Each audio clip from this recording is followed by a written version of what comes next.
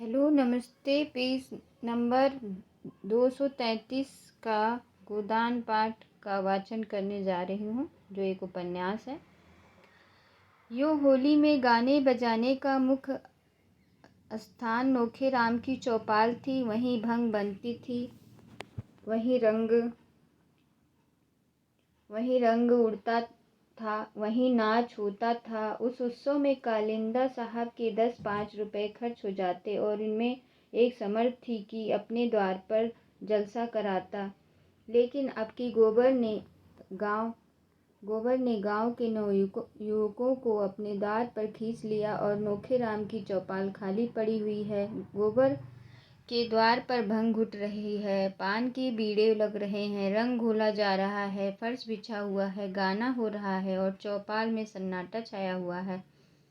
भंग रखी हुई है, पीसे कौन, ढोल मजीरा सब मौजूद है, पर गाए कौन। जिसे देखो गोबर के द्वार की ओर दौड़ा चला जा रहा है। यहाँ भंग में गुलाब जल और केसर और बादाम की बहार है। हाँ हाँ, शेर भर बादाम गोबर खुद लाया। पीते ही चूल्हा तर हो जाता है, आंखें खुल जाती हैं। खमीरा तंबाकू लाया है, खास बिछवा की है, रंग में भी केवड़ा छोड़ा है। रुपया कमाना भी जानता है और खर्च करना भी जानता है। गाड़ कर रख लो तो कौन देखता है। धन की यही शोभा है। और केवल भंग ही नहीं, जितने गाने वाले हैं सबका न्योता भी है। और गांव में ना नाचने वालों की कमी, ना अभिनय करने वालों की कमी। शोभा ही लंगड़ों की ऐसी नकल करता कि क्या कोई करेगा। और बोली की नकल करने में तो उसका सानी नहीं है। जिसकी बोली कहो उसकी बोली बोले, आदमी की भी जानवर की भी। गिरधर नकल करने में बेजोड़ है। वकील की नकल वह करे, पटवारी की नकल वह करे, थानेदार की, चपरासी की, सेठ की, सभी की नकल कर सकता है। हाँ, बेचारे के पास वैसा सामान नहीं है, मगर अब की गोबर ने उसके लिए सभी सामान मंगा दिया है और उसकी नकलें देखने जोग होगी। यह चर्चा इतनी फैली कि सांझ से ही तमाशा देखने वाले जमा होने लगे। आसपास के गांव से दर्शकों की टोलियां आने लगी। 10 बजते बजते 3-4 हजार आदमी जमा हो गए। अब जब गिरधर जुगरी सिंह की रूप भरे अपनी मंडली के साथ खड़ा हुआ तो लोगों को खड़े होने की जगह भी ना मिलती थी। वहीं खलवाट सिर, वही बड़ी मूछें, वही तोंद बैठे भोजन कर रहे हैं और पहली ठकुराइन बैठी पंखा झल रही हैं। ठाकुर ठकुराइन की रसिक नेत्रों से देखकर कहते, अब भी तुम्हारे ऊपर वह जोबन है कि कोई जवान देख ले तो तड़प जाए। और ठकुराइन फूल कर कहती हैं, जब भी तो नई नवेली लाए हो। उसे तो लाया हूँ तुम्हारी सेवा के लिए, वह तुम्हारी क्या बराबरी करेगी। छोटी बीवी यह वाक्य सुन लेती हैं और मुंह फुलाकर चली जाती हैं। दूसरा दृश्य में ठाकुर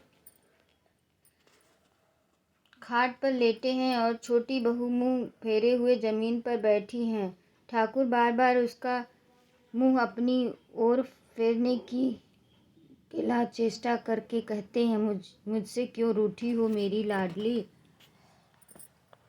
तुम्हारी लाडली जहाँ हो वहाँ जाओ, मैं तो लौड़ी हूँ, दूसरों की सेवा टहल करने के लिए आई हूँ। तुम मेरी रानी हो, तुम्हारी सेवा टहल करने के लिए वह बुढ़िया आई है। पहली ठकुराइन सुन लेती हैं और झाड़ू लेकर घर में घुसती हैं और कई झाड़ू उन पर जमाती हैं। ठाकुर साहब जान बचाकर भागते हैं।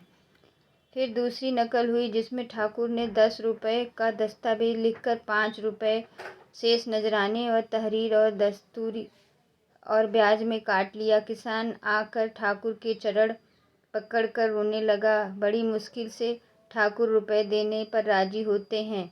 जब कागज लिख जाता है और आसमी के हाथ में 5 रुपए रख दिए जाते हैं तो वह चकरा कर पूछता है, यह तो 5 ही है मालिक। 5 नहीं 10 हैं, घर जाकर गिनना। नहीं सरकार 5 है। 1 रुपया नजराने का हुआ कि नहीं? हाँ सरकार। 1 तहरीर का? हाँ सरकार। 1 कागज़ का? हाँ सरकार। 1 दस्तूरी का? हाँ सरकार। 1 सूद का? हाँ सरकार। 5 नगद 10 हुए कि नहीं? हाँ सरकार। अब यह 5 मेरी ओर से रख लीजिए। कैसा पागल है? नहीं सरकार। 1 रुपये छोटी ठकुराइन का नजराना, 1 रुपये बड़ी ठकुराइन का नजराना, 1 रुपया ठकुराइन के पान खाने को, 1 बड़ी ठकुराइन के पान खाने को, बाकी बच्चा 1, वह आपकी करिया करम के लिए।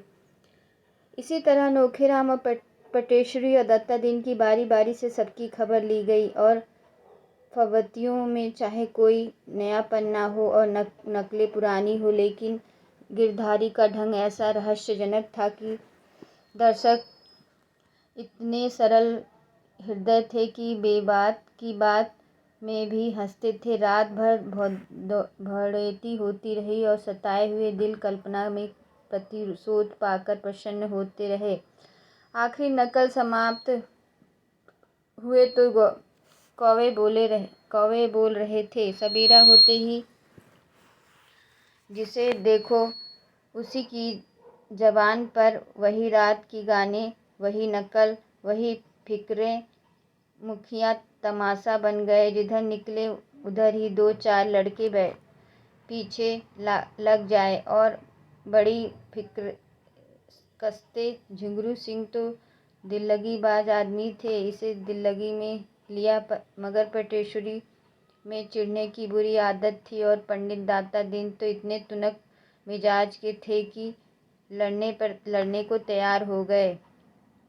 वह सबसे सम्मान पाने की आदी थे। कारिंदा की तो बात ही क्या, राय साहब तक उन्हें देखने ही सिर झुका देते थे। उनकी ऐसी हंसी उड़ाई जाए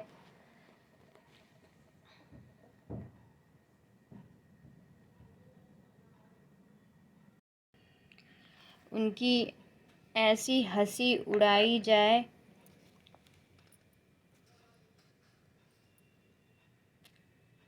राय साहब तो उन्हें देखते ही सिर झुका लेते थे। उनकी ऐसी हंसी उड़ाई जाए और अपने ही गांव में, यह उनके लिए असह्य था।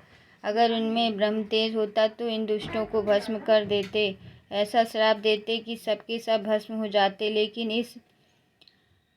इस कलयुग में श्राप का असर ही जाता रहा, इसलिए उन्होंने कलयुग वाला हथियार निकाला। होरी के द्वार पर आए और आंखें निकाल कर बोले, क्या आज भी तुम काम करने ना चलोगे होरी? अब तो तुम अच्छे हो गए हो, मेरा कितना हरज हो गया, यह तुम नहीं सोचते। गोबर देर में सोया था, अभी अभी उठा था और आंखें मलता हुआ बाहर आ रहा था कि दाता दीन की आवाज़ कान में पड़ी। पालागन करने में दूर रहा, उल्टे और हेकड़ी दिखाकर बोला, अब वह तुम्हारी मजबूरी ना करेंगे, हमें अपनी ऊख भी तो बोनी है। दाता दीन ने सुस्ती फाँकते हुए कहा, काम कैसे नहीं करेंगे? साल के बीच में काम नहीं छोड़ सकते। जेठ में छोड़ना हो तो छोड़ दें, करना हो तो करें, उसके पहले नहीं छोड़ सकते। गोबर ने जमाई लेकर कहा, उन्होंने तुम्हारी गुलामी नहीं लिखी, जब तक इच्छा थी काम किया, अब नहीं, इच्छा नहीं करेंगे। इसमें कोई ज़बरदस्ती नहीं कर सकता। तो होरी काम नहीं करेंगे ना, तो हमारे रुपए सूद समेत दे दो। 3 साल का सूद होता है 100 रुपये, असल मिलाकर 200 होते हैं। हमने समझा था 3 रुपये महीने सूद में काटते जाएंगे, लेकिन तुम्हारी इच्छा नहीं है तो मत करो, मेरी रुपए दे दो। धन्ना सेठ बनते हो तो धन्ना सेठ का काम करो।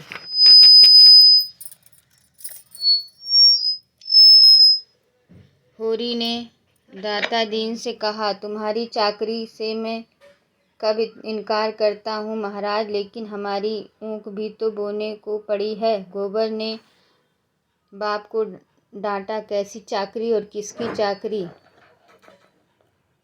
यहाँ कोई किसी का चाकर नहीं, सभी बराबर हैं। अच्छी दिल लगी है किसी को 100 रुपये उधार दे दिया और उससे सूद में ज़िंदगी भर काम लेते रहे।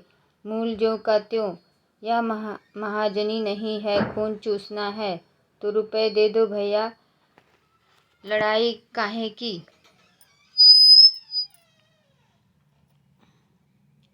रुपए दे दो भैया, लड़ाई काहे की। मैं आने रुपए ब्याज देता हूँ तुम्हें, गांव घर का समझकर आधा आने रुपए पर दिया था। हम तो 1 रुपये सैकड़ा देंगे, 1 कौड़ी वैसी नहीं। तुम्हें लेना हो तो लो, नहीं अदालत से ले लेना। 1 रुपये सैकड़े ब्याज कम नहीं होता। मालूम होता है रुपए की गर्मी हो गई है। गर्मी उन्हें होती है जो 1 के 10 लेते हैं। हम तो मजदूर हैं, हमारी गर्मी पसीने के रास्ते बह जाती है।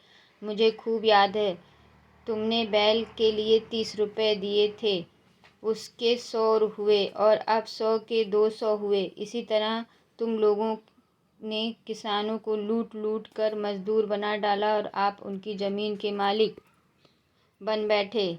30 के 200 कुछ हद है। कितने दिन हुए होंगे दादा? होरी ने कतार कंठ से कहा, यही 8-9 साल हुए होंगे। गोबर ने छाती पर हाथ रख कर कहा, 9 साल में 30 के 200, 1 रुपये के हिसाब से कितना होता है? उसने ज़मीन पर एक ठीकरे से हिसाब लगाते हुए कहा, 10 साल में 36 रुपये होते हैं, असल मिलाकर 66। उसके 70 रुपये ले लो, इससे बेसी मैं 1 कौड़ी न दूंगा। दाता दीन ने होरी को बीच में डालकर कहा, सुनते हो होरी, गोबर का फैसला। मैं अपने 200 छोड़कर के 70 ले लूं, नहीं अदालत करूं? इस तरह व्यवहार हुआ है तो कै दिन संसार चलेगा? और तुम बैठे सुन रहे हो? मगर यह समझ लो, मैं ब्राह्मण हूँ, मेरे रुपए हजम करके तुम चैन न पाओगे। मैंने ये 70 रुपये भी छोड़े, अदालत भी न जाऊंगा। जाओ, अगर मैं ब्राह्मण हूँ तो पूरे 200 रुपये लेकर दिखा दूंगा और तुम मेरे द्वार पर आओगे और हाथ बांध कर दोगे। दाता दिन झल्लाए हुए लौट पड़े। गोबर अपनी जगह बैठा रहा, मगर होरी के पेट में धर्म की क्रांति मची हुई थी। अगर ठाकुर या बनिया के रुपए होते तो उसे ज़्यादा चिंता न होती, लेकिन ब्राह्मण के रुपए, उसकी 1 पाई भी दब गई तो हड्डी तोड़ कर निकलेगी। भगवान न करे कि ब्राह्मण का कोप किसी पर गिरे। बस में कोई चुल्लू भर पानी देने वाला, घर में दिया जलाने वाला भी न रहता। उसका धर्म भीरू मन त्रस्त हो गया। उसने दौड़कर पंडित जी के चरण पकड़ लिए और अर्ध स्वर में बोला, महाराज, जब तक मैं जीता हूँ तुम्हारी 1-1 पाई चुकाऊंगा। अब अगले दिन। धन्यवाद।